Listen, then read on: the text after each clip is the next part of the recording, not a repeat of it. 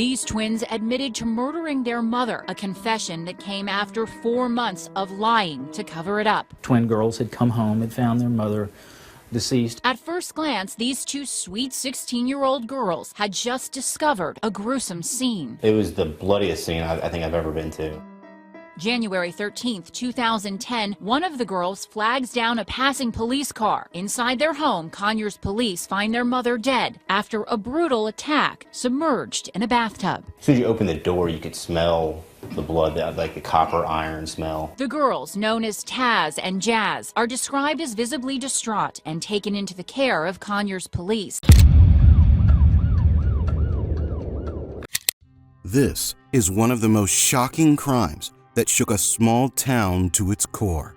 2 teenage twin sisters brutally murdered by their own mother. Jasmiya and Tasmiyah Whitehead, both young and innocent looking on the outside, committed a crime so violent that it left everyone speechless. These were girls who smiled at neighbors and went to school like any other teen.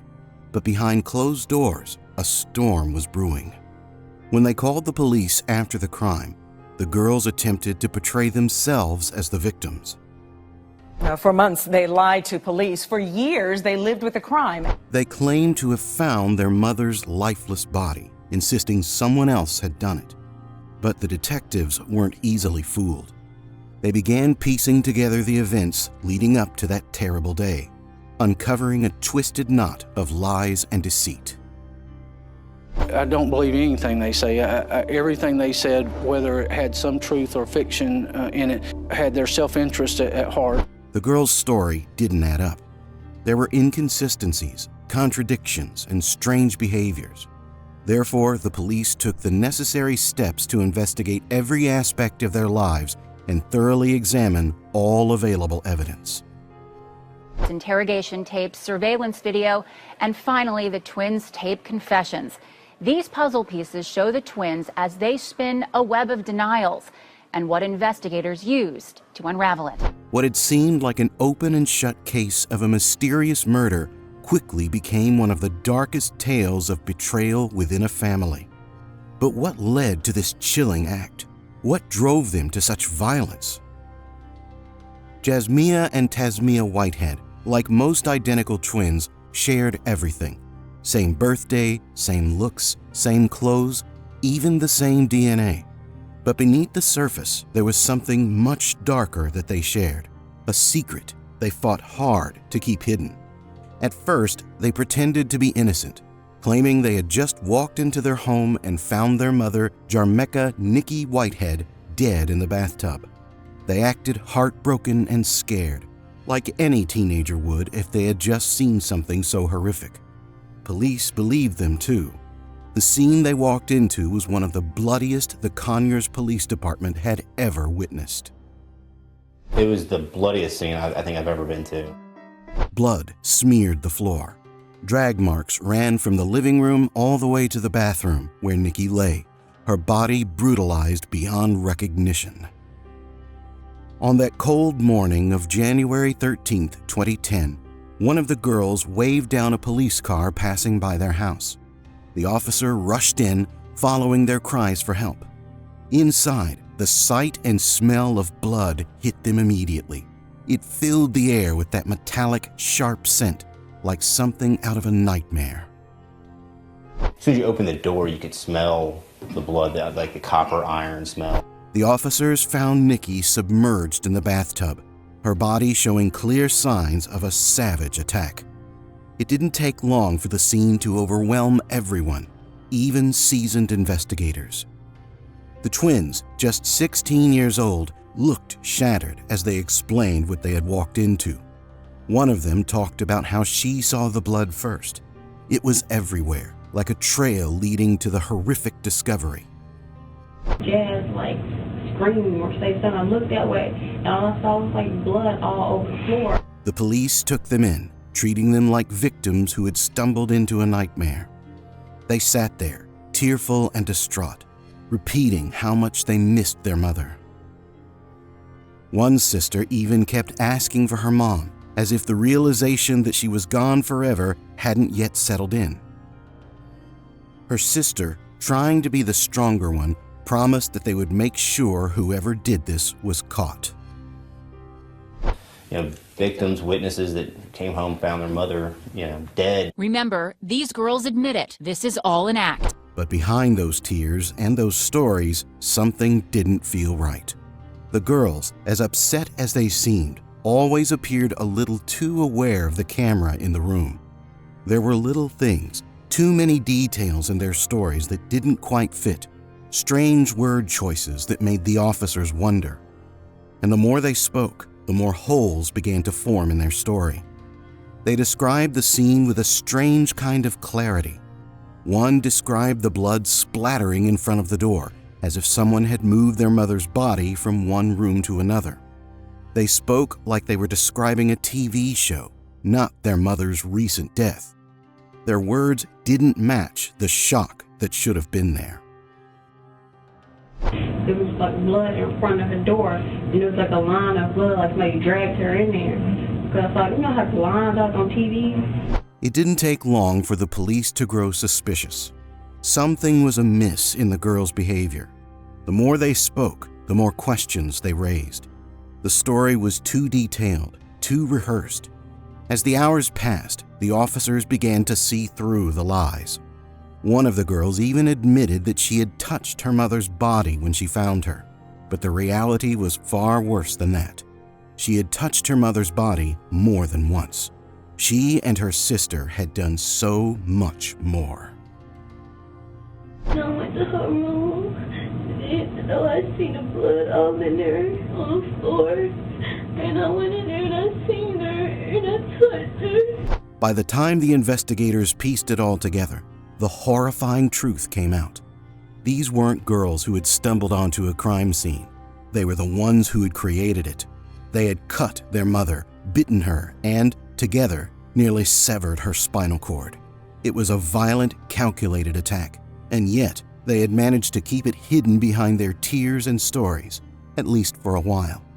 But as the time went by, the cracks in their story widened, and the truth started to leak through.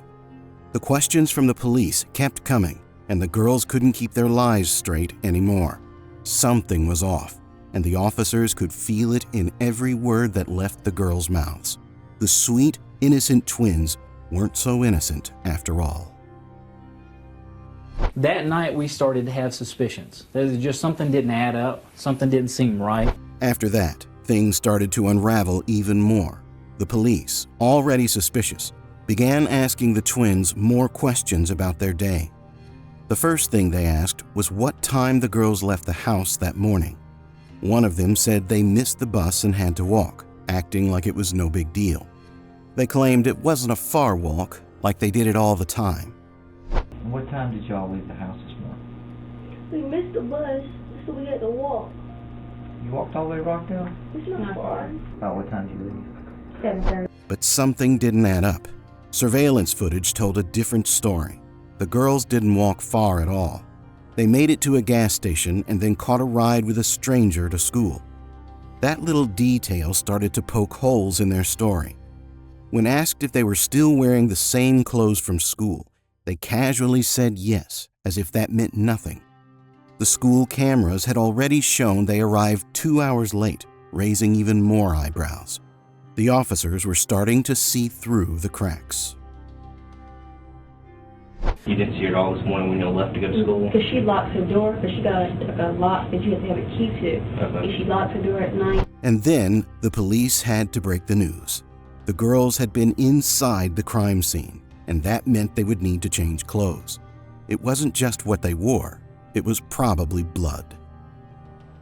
We began catching them in lies concerning their time frames or their details. They began to be very angry and would become argumentative and very uncooperative. The twins didn't react much at first, but things got even more complicated when police started uncovering pieces of their past, especially the rocky relationship they had with their mom. They found a letter Jazz had written to her boyfriend. In it, she vented about how much she hated living with her mother. The words were harsh, full of anger. She admitted she had told her mom she wished she were dead more than once. To make matters worse, both girls had been wearing gloves inside. It was odd, and it didn't take long for the detectives to catch on. Why wear gloves indoors unless you're trying to hide something? The police asked them to remove their gloves, and they saw their arm marks. There was obvious indications of a struggle, scratches and bite marks.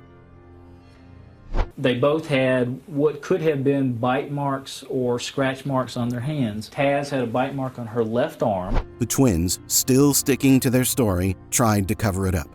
One of them even pointed to her sister and said the scratches came from a fight between them. But the detectives knew the truth.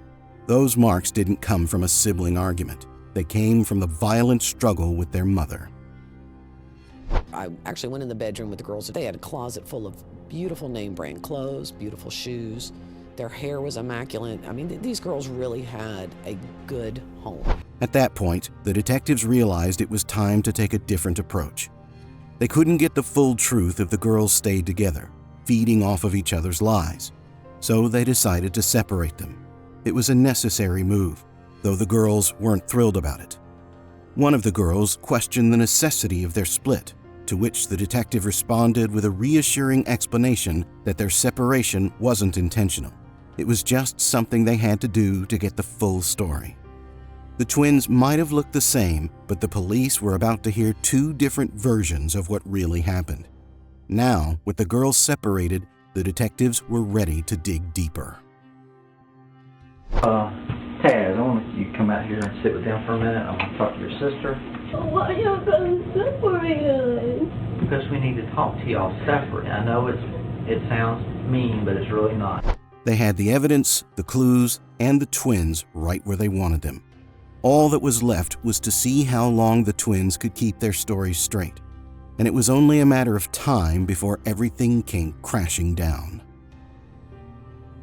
After that, the lies the twins tried so hard to hold on to started to crumble.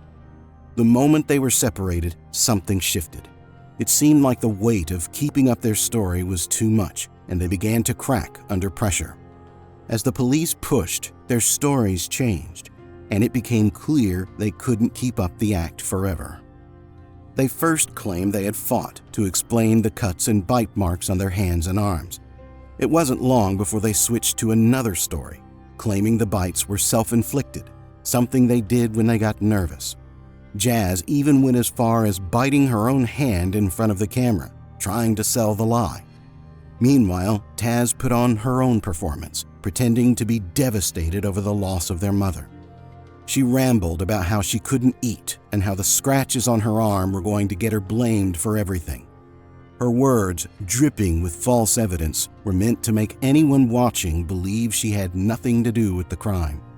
In an attempt to persuade everyone that they were the victims, she even prayed aloud, pleading for the capture of the real killer.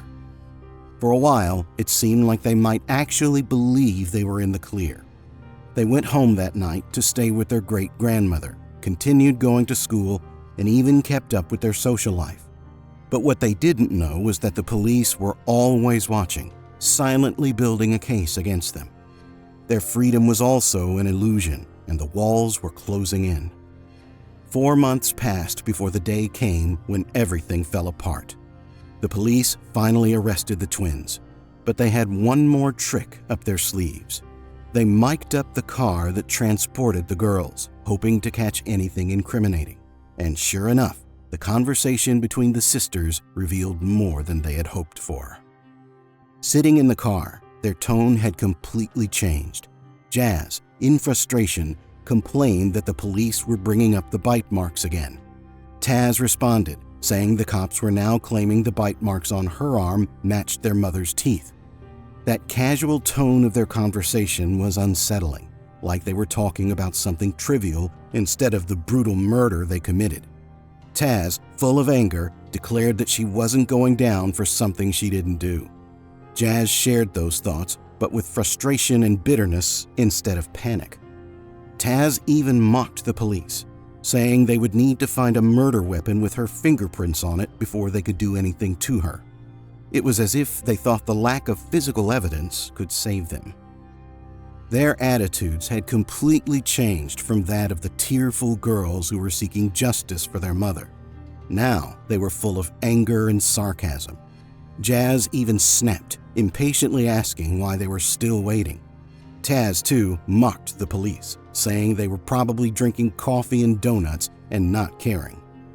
The masks they wore for months had finally slipped, revealing who they truly were. I'm not going down for something I did not do. Please find a murder weapon and then get real person. For real. What the you waiting for? They having coffee and donuts and having a good jolly old time. To really understand why this whole situation spiraled out of control, you must look at what was going on in that family years before the tragedy. The twins' constant back and forth between their mother, Nikki, and their great-grandmother, Della Frazier, began the gradual buildup of tension. This constant shifting between homes set the stage for the chaos that was about to unfold. At first, Jasmiya and Tasmiyah were well behaved. They did great in school and seemed like normal kids. But everything began to change when they hit their teenage years, around 13. Nikki, trying to regain control, moved the girls away from Frazier and into her own house in Conyers. She lived there with her trucker boyfriend, Robert Head. The girls resented this move deeply, feeling like Nikki was trying to pull them away from their stable life with their great-grandmother. To exasperate the situation, Nikki suspected that the girls were engaging in illicit activities such as having sex and experimenting with drugs like marijuana. This caused more home fights and a toxic relationship. There was a huge sense of hypocrisy in the air. After seeing Nikki use drugs and drink while lecturing them about their behavior, the girls rebelled. That made them furious. The more Nikki tried to control them, the more they pushed back. One of the twins even claimed to have been raped, but when she turned to her mother, Nikki didn't believe her. That was another deep wound in their already shattered relationship. In the meantime, Nikki and Frazier engaged in a heated argument about the girls' upbringing. Nikki thought her great-grandmother was meddling too much, even accusing her of wanting the girls for financial reasons. Frazier, on the other hand, saw Nikki as unfit to raise her daughters. The back and forth between the two only added fuel to the fire, making an already tense situation worse. Things really took a turn on June 28, 2008, when everything boiled over. Nikki called the Conyers police, claiming the twins had attacked her. The officers arrived and calmed things down for a bit, but minutes later, Nikki came running out to their police car, saying the girls had attacked her again. This time, the police could see fresh marks and scratches on her that hadn't been there moments before. It was clear something violent had happened inside. They also discovered scratches on the twins. The police arrested both girls, and a juvenile court judge stepped in. He labeled them ungovernable and put them back in Frazier's custody, hoping that counseling could fix things. But it didn't. Even though the twins were now living with Frazier, the problems never stopped. In fact, in some ways, things just got worse. Nikki even found herself in contempt of court at one point for yelling at Frazier and the twins. This cycle of dysfunction trapped everyone involved, with no apparent way out. By late 2009, the twins were back in juvenile court. This time, it was for skipping school and running away from home. However, instead of staying with their great-grandmother, the judge decided to send them back to Nikki. That decision blew up everything. In the hallway of the court, chaos erupted. Jasmiya was the most upset. She even said right in front of Nikki, "If I have to live with you again, I'm going to do something terrible." The following week was a nightmare. The twins didn't behave, and neither did Nikki. They caused problems as they were unenrolled from their old school and misbehaved during the process of enrolling in their new one. Twice, the Conyers police were called to their home. One time, it was Nikki saying Tasmiyah had thrown food during an argument. The next day, Tasmiyah called, saying a fight broke out between her and an aunt during a party, meant to welcome the twins back home. Every day was a new drama, a new clash, and it all seemed to be leading to something worse. Finally, on that fateful day, January 13th, 2010, it all began with an argument in the kitchen after they woke up late for school. Their mother, already upset, told them they weren't going to do what they wanted. She demanded that they follow her rules. That simple morning scolding quickly escalated into something far more dangerous. Their mother grabbed a pot from the stove and waved it around, threatening them with it.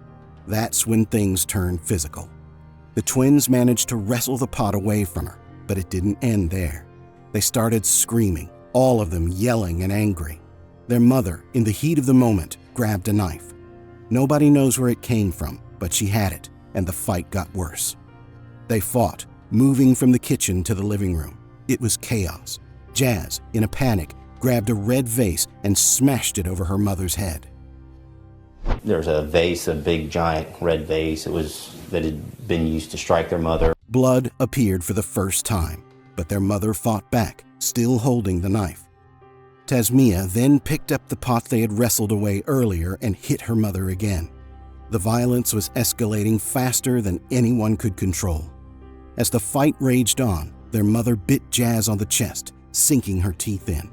Jazz, smaller and weaker, couldn't break free from the grip. In a frantic effort, she punched her mother, trying to get her to let go. At that moment, Taz grabbed the knife. She stabbed her.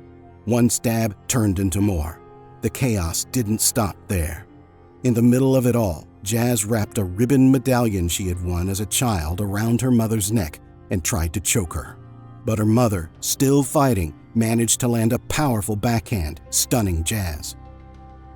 She just started waving the pot around and things like that or whatever. And so I guess she trying to hit us with the pot. You know, she just threatening us and everything. It was only then that Jazz, dazed and trying to regain her composure, took the knife from Taz. She also stabbed her mother, but the cuts weren't deep. She couldn't bring herself to do it fully. The entire scene was filled with screaming, biting, punching, and stabbing. Eventually, the twins managed to drag their mother's beaten and bloody body to the bathroom. And there were drag marks that went from the living room into the master bedroom into the master bathroom. They placed her in the tub, though neither of them could explain why they did it. Their mother was still alive, even in the tub. She was still alive, barely hanging on. She spoke to them as she lay there, telling them she hated them and saying they were going to jail.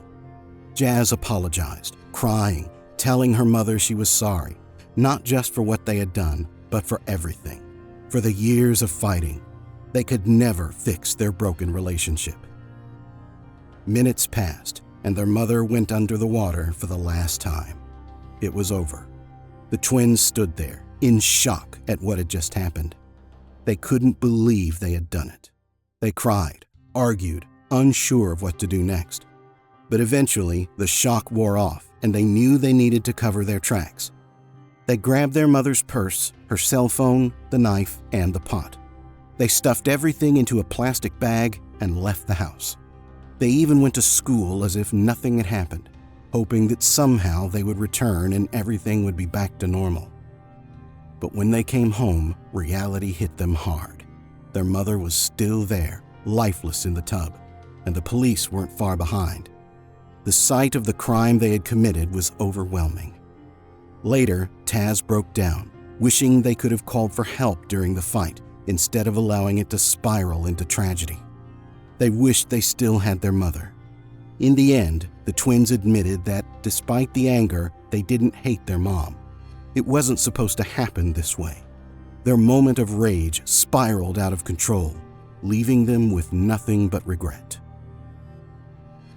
So after that, in January 2014, Tasmiyah Whitehead stood before the court and pleaded guilty to voluntary manslaughter.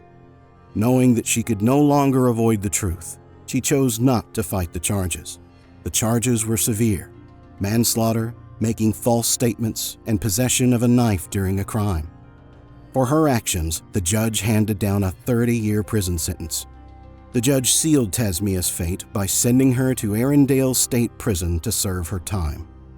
A month later, in February 2014, Jasmiya followed in her sister's footsteps. She also pleaded guilty to the same charges. Like her sister, she accepted her fate without much resistance.